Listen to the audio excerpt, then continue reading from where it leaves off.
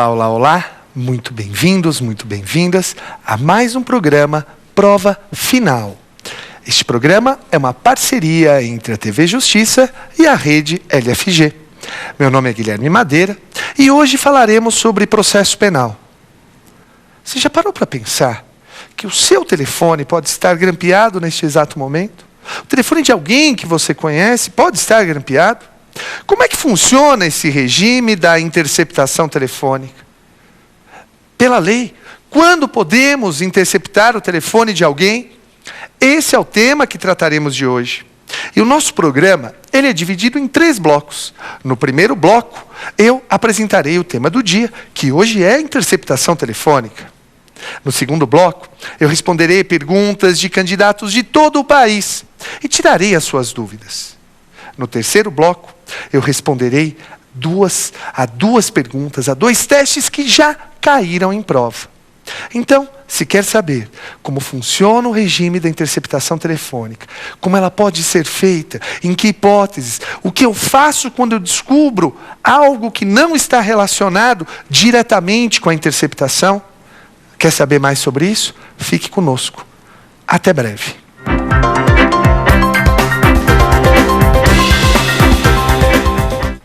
Muito bem, voltamos agora com o nosso primeiro bloco, tema do dia. Nesse bloco, eu apresentarei para os senhores o tema das interceptações telefônicas. Interceptação telefônica se insere em um tema maior, que é o tema da legislação penal especial. Como cai na sua prova a legislação penal especial?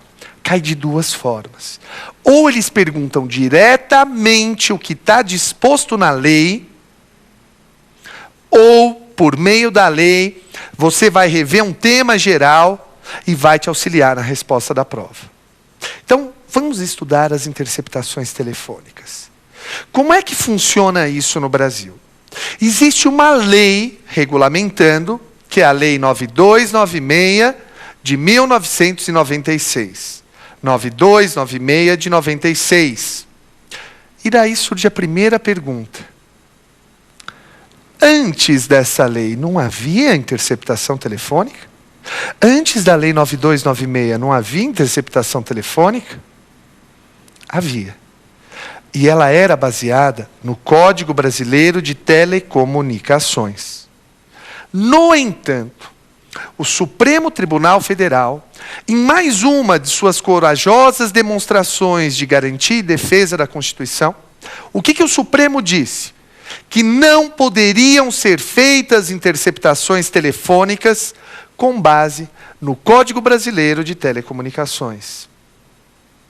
E com base nisso, ele reconheceu a ilicitude de uma prova colhida num determinado inquérito que originou um determinado processo, e um traficante acabou sendo absolvido por falta de prova. A primeira coisa que temos que saber é, em que hipóteses se admite a interceptação telefônica? Quando que eu posso, autoridade judicial, juiz, determinar que o seu telefone, a sua conversa telefônica seja captada por um terceiro? Vejam, a Lei 9296, ela não diz quando será admissível. Não. Ela diz assim, não será admissível. Está lá no artigo 2º da Lei 9296, que você vai ler na sua casa. Ela não diz quando cabe, ela diz quando não cabe. Só que para decorar, você decorar pela negativa é muito difícil. Então eu vou alterar. Eu vou transformar todas as hipóteses negativas em hipóteses positivas, porque daí fica fácil para você decorar. Tudo bem? Primeira hipótese. Para haver interceptação telefônica, é preciso que haja indícios razoáveis de autoria ou participação. Anote aí. É preciso que haja indícios razoáveis de autoria ou participação. 2 coisas nos chamam a atenção aqui. Primeiro, o qualificativo razoáveis. Tem que decorar. Razoável. O que é indício razoável? Eu, particularmente, acho que isso é um jogo retórico. Indício é indício.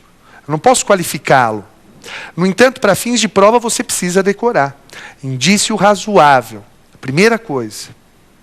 E a segunda é que a lei menciona tanto a interceptação para o autor, quanto para o partícipe. Para os dois. Autor e partícipe. Indícios razoáveis de autoria ou participação. Ok? Tudo bem?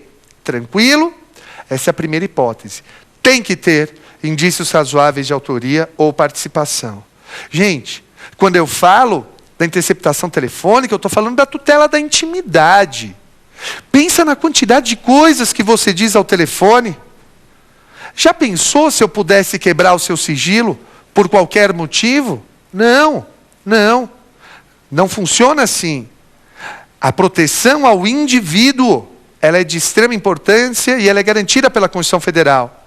Artigo 5º da Constituição Federal, em vários de seus dispositivos, eu destaco o inciso 12, garantem a tutela da intimidade. Agora, olha só. Então, primeiro requisito. Deve haver indícios razoáveis de autoria ou participação. Tudo bem? Tranquilo? Segundo requisito. Além disso, a prova não pode ser feita por outro meio. Se eu puder fazer a prova por outro meio, não cabe interceptação telefônica. Madeira, eu não estou entendendo. Explique isso de novo, explico. É tão grave alguém gravar as suas conversas, que o legislador diz assim, quando o delegado e o promotor pedirem a interceptação, eles têm que dizer qual é a finalidade daquela prova. Se o juiz puder colher aquela prova por outro meio, não cabe interceptação telefônica. Quer um exemplo? Me pedem uma interceptação, porque eles querem descobrir o número da conta de alguém. Ora, eu sou juiz, eu tenho acesso ao Banco Central por uma senha. Basta que eu digite o CPF desta pessoa e eu descubro o número de sua conta. Você entendeu? Então veja isso. Se eu conseguir obter a prova por outro meio, não cabe interceptação telefônica. Ok? Tranquilo? E veja. Terceira hipótese. Só se admite interceptação telefônica para crimes punidos com reclusão.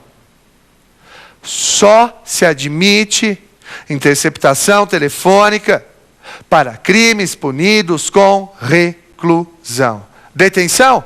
Não. Somente reclusão. Ok? Tudo bem?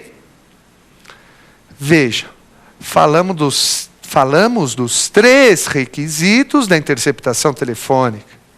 Falta falar agora de outros aspectos fundamentais. Vamos pensar juntos? Imaginem a seguinte situação. Imaginem que uma mulher esteja em litígio com o seu marido. Eles estão se separando.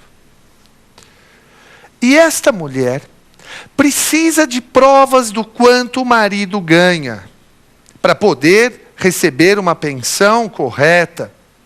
Eu lhes pergunto, pode haver a interceptação telefônica do telefone do marido para descobrir o valor que ele ganha? Pode ser feito isso? A resposta é não. Não pode. Por que não pode? Porque só pode haver interceptação telefônica, para fins de investigação ou instrução criminal.